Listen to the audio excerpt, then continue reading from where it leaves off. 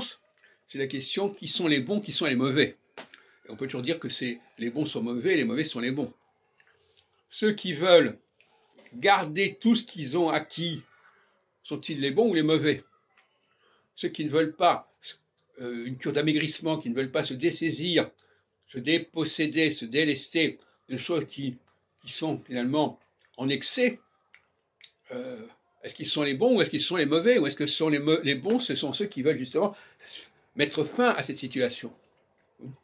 Donc là, de point de vue éthique, il y a une situation extrêmement ambiguë et complexe, mais il est clair qu'il faut connaître justement les grandes lignes structurelles et cycliques pour comprendre, pour clarifier la situation.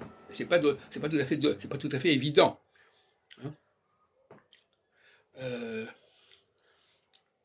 Si on prend par exemple le cas de l'astrologie, moi-même je fais une ingérence en critiquant un certain nombre de choses qui existent en astrologie, mais est-ce que moi, je suis celui qui abuse de la situation, ou est-ce que ce sont ceux qui sont gonflés, qui se sont goinfrés de toutes sortes de choses, et qui ont fait de l'astrologie quelque chose de pléthorique? Est-ce que ce ne sont pas ceux-là qui sont à dénoncer, voyez-vous?